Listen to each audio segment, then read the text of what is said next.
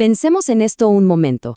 ¿Cómo nos aseguramos de que un nuevo sistema de transporte, o un centro de salud, o una escuela, de verdad les sirvan a todo el mundo, sin dejar a nadie fuera?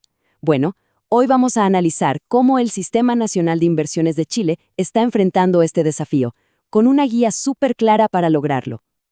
Parece una pregunta simple, ¿no? Pero la respuesta, es mucho más compleja de lo que parece. Un proyecto no le llega a una masa de gente anónima, a ciudadanos sin rostro. No, le llega a grupos de personas con necesidades muy distintas. Y es justo ahí donde la cosa se pone interesante. Vamos a empezar con el primer gran obstáculo. ¿Cuál es? El peligro de quedarnos solo con los promedios. Porque esas grandes cifras, esas estadísticas generales, muchas veces esconden lo más importante, la realidad de la gente. Para entender esto, vámonos a Madrid al año 2014. Allá estaban analizando cómo se mueve la gente por la ciudad. Y a primera vista, los datos mostraban lo de siempre, lo que cualquiera esperaría. La hora pico de la mañana, cuando todo el mundo va a la oficina, ese era el gran problema a resolver. Un clásico. Pero aquí viene lo bueno. Alguien tuvo la idea de ponerle una lupa a esos datos, de no quedarse con el titular. Y cuando los desglosaron, descubrieron una historia completamente diferente en las llamadas horas valle, o sea, las horas de menos tráfico. Algo que lo cambiaba todo. Resulta que en esas horas, la gran mayoría de los pasajeros eran mujeres. Y no estaban haciendo un viaje simple del punto A al B. Para nada. Hacían lo que se conoce como viajes encadenados. Iban al mercado, de ahí a la farmacia, después visitaban a un familiar y luego a buscar a los chicos al colegio. Básicamente, estaban realizando todo el trabajo de cuidado, un trabajo fundamental que era totalmente invisible para las estadísticas. Y aquí está la clave de todo esto. Poner más autobuses en esas horas no era simplemente mejorar el servicio en general, no. Era una política pública con nombre y apellido. Era una acción directa para facilitarle la vida a un grupo muy concreto de personas cuyas necesidades habían sido totalmente ignoradas al mirar solo los promedios. Esto nos muestra por qué es crucial saber a quién estamos afectando. Y con esta idea en la cabeza, volvemos a Chile. Porque la gran pregunta es, ¿cómo se logra que todo un sistema, toda una burocracia, aprenda a ver estas historias ocultas?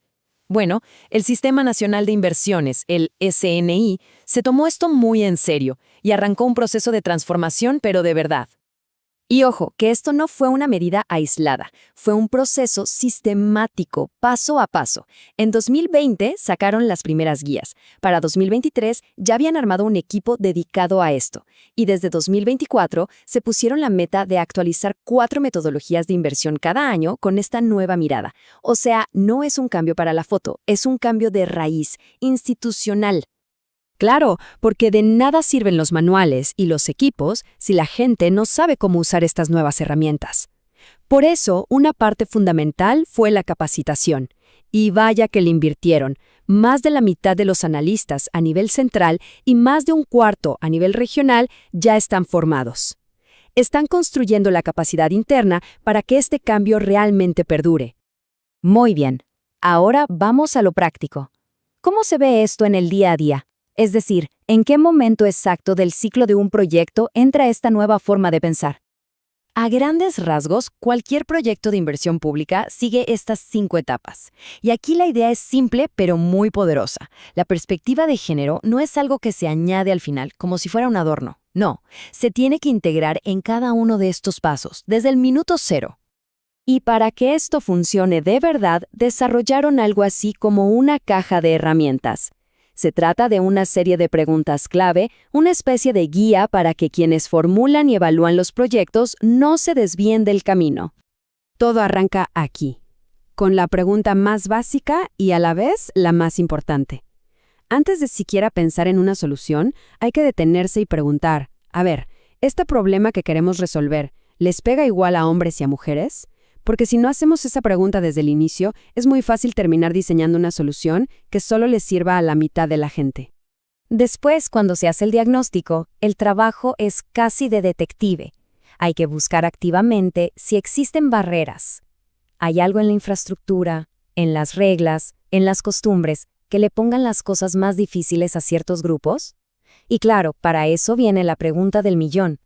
¿Tenemos los datos separados para poder ver esto? Sin datos, estamos adivinando. Ya cuando se están diseñando las posibles soluciones, la mentalidad cambia. Ya no es suficiente con no hacer daño. La pregunta se vuelve proactiva. Ok, ¿esta solución que estamos planteando ayuda a cerrar alguna brecha que ya existe? Porque piénsenlo bien, una infraestructura mal diseñada puede dejar una desigualdad ahí fija, por décadas. Y hay una pregunta que es transversal, que aplica para todo el proceso, de principio a fin. ¿Se escucharon las voces de la gente afectada, especialmente de las mujeres y otros grupos? ¿Fueron parte de las decisiones o simplemente recibieron un proyecto ya cocinado? Perfecto. La teoría suena muy bien, ¿cierto? Pero, ¿cómo aterriza todo esto en el mundo real? Vamos a ver 2 ejemplos de sectores que, en apariencia, no tienen nada que ver. Por un lado tenemos la educación inicial para los más chiquitos, un servicio social. Por el otro, la gestión del riesgo de desastres, que tiene que ver con infraestructura, seguridad y emergencias. 2 mundos que parecen aparte, pero vamos a ver cómo se les aplica el mismo enfoque. En el caso de los jardines infantiles, uno podría pensar que el usuario es el niño o la niña y punto. Pero un análisis con esta perspectiva va más allá. Mira a la familia. Y ahí se dan cuenta de algo clave. Un hogar con un solo padre o madre, que a menudo es una mujer, tiene una necesidad mucho más urgente del servicio. Este dato, que parece un detalle, lo cambia todo. Cambia cómo se estima la demanda, dónde se ubica el proyecto y de qué tamaño se construye. Ahora, en el tema de los albergues para desastres, el enfoque se usa de otra forma. Se toma un edificio público que podría servir de refugio, como una escuela, y se lo analiza con preguntas muy específicas. A ver, ¿los letreros de evacuación son claros para todos? ¿Hay buena iluminación en los pasillos de noche? ¿La distancia a los baños o al agua es razonable? Son detalles que en medio de una emergencia pueden ser la diferencia entre la seguridad y el caos. Entonces, si tuviéramos que resumir la lección más importante de quienes lideran este proceso, sería esta. El enfoque de género tiene que ser parte del ADN del proyecto desde que nace. No puede ser un anexo que se agrega al final para cumplir. La clave, lo que de verdad da resultados, es integrarlo desde el principio. Y todo esto nos deja con una pregunta final para reflexionar. Al fin y al cabo, la decisión que tenemos que tomar es si vamos a seguir diseñando infraestructura y servicios para un usuario promedio que en la vida real no existe, o si vamos a empezar a diseñar de manera intencional para la diversidad real de personas que conforman nuestra sociedad.